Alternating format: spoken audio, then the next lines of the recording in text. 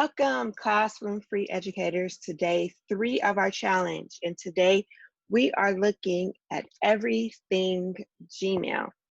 So there's a couple of things that I have learned to help streamline my Gmail process and to help me keep my inbox um, less cluttered, if that makes sense. So first of all, you really want to familiarize yourself with the settings of your Gmail account. Here are quick settings. By default, this is what the view is. But if you want to just kind of make things a little bit tighter so that you can see more, you can choose the compact. Here you can choose your backgrounds, your themes. I just like to keep it simple because I do not plan to live a lot in my Gmail, but just really make it most efficient. I also, in terms of the inbox type, I like to set mine to unread first. That way I can kind of scroll through and see if there's anything that I need to respond to or address.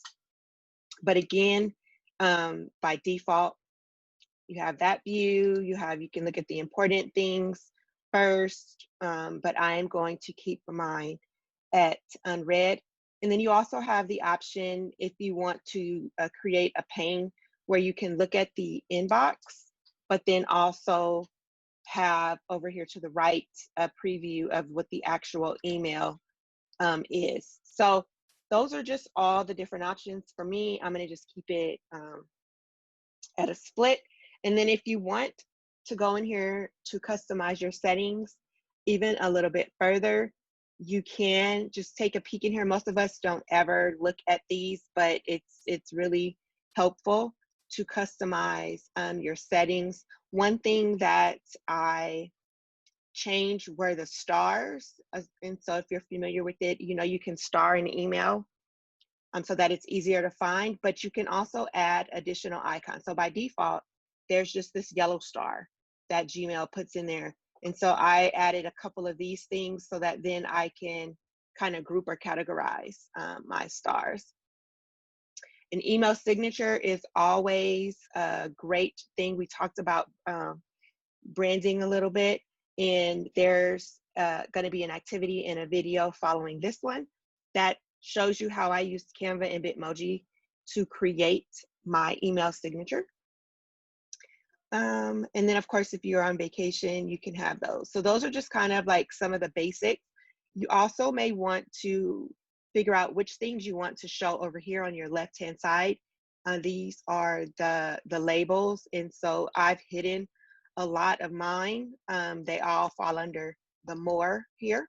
So you can decide which ones you want to turn on. If you want those categories, I turned all the categories off. I don't like my email to be split. I want it to all be in one place.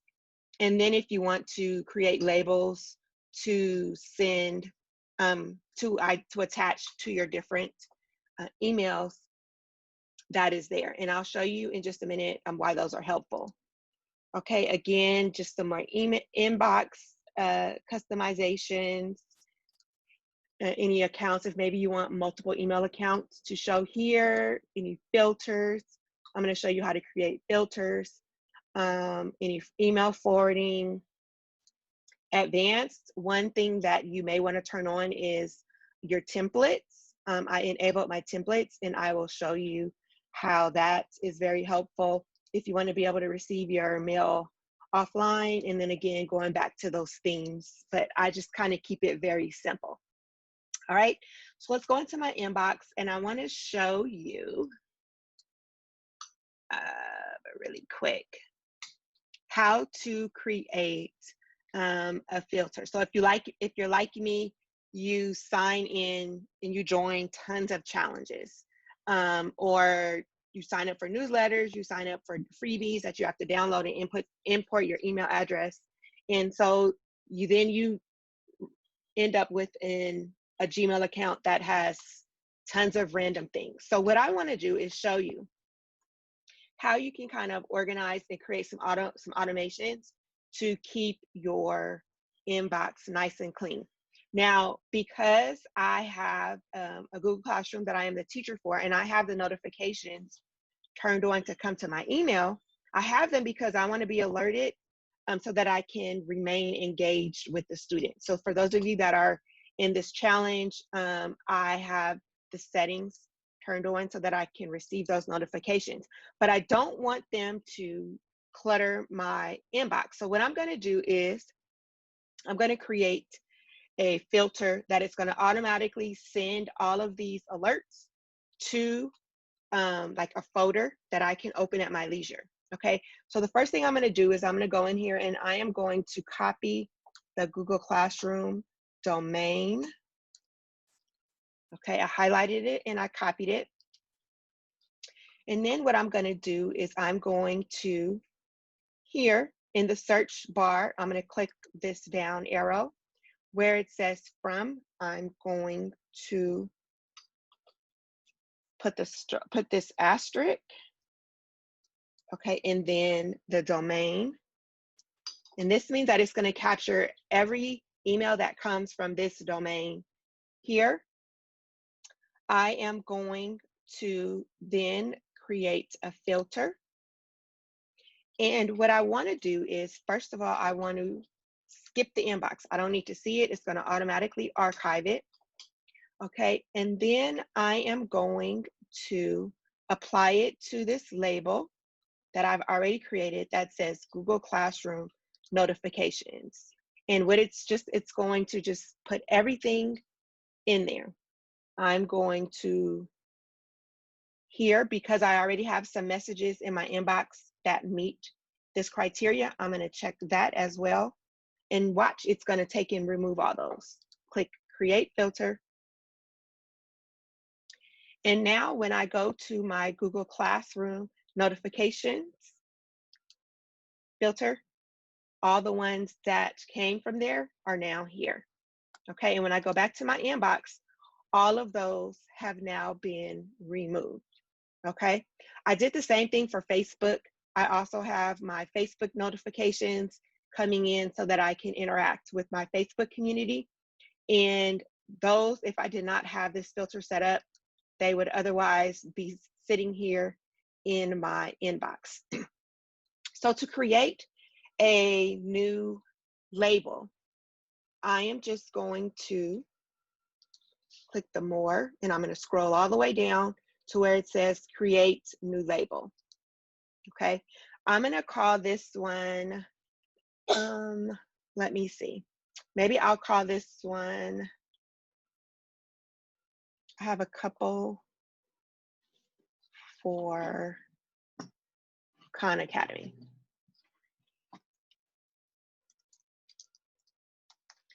And what this will do is it will tag any emails that I receive from Khan Academy here. Okay, I'm going to change the color of it to a different color. I think Khan Academy is.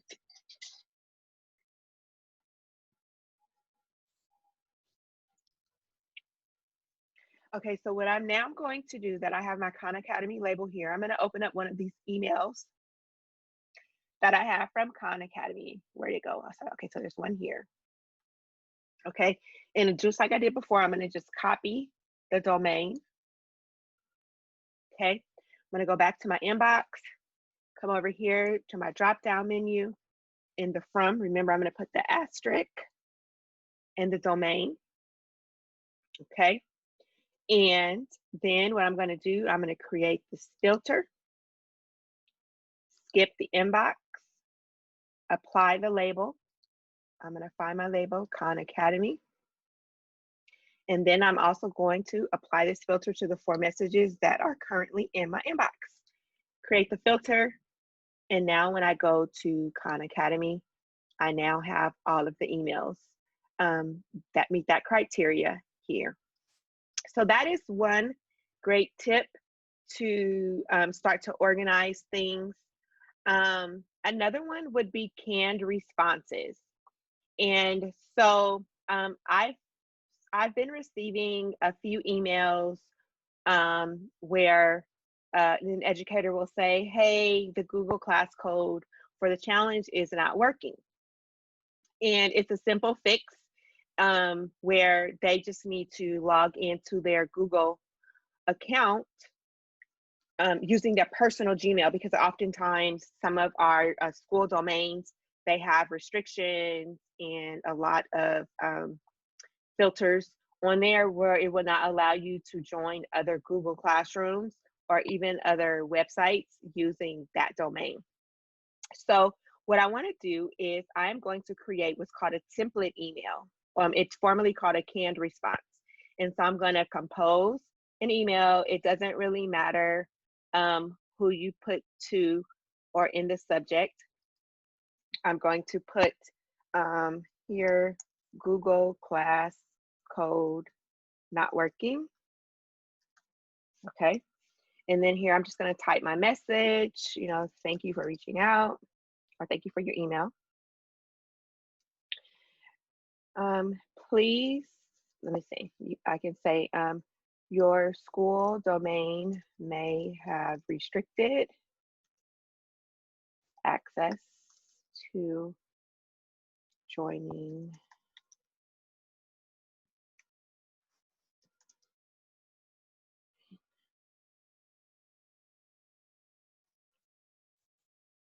Google Classrooms outside of the domain.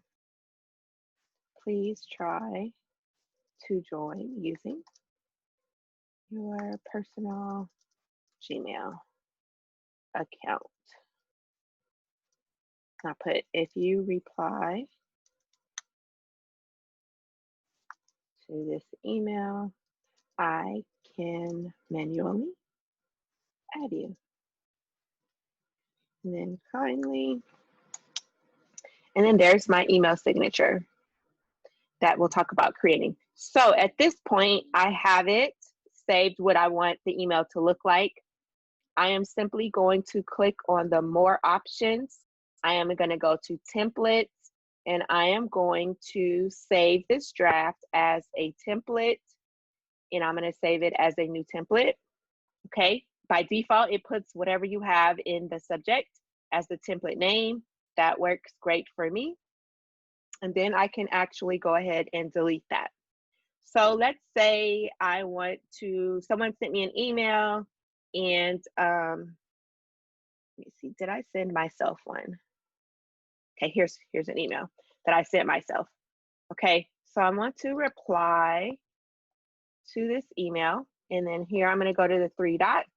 I'm going to go to my templates, and I'm going to click the template that I want, and there it is.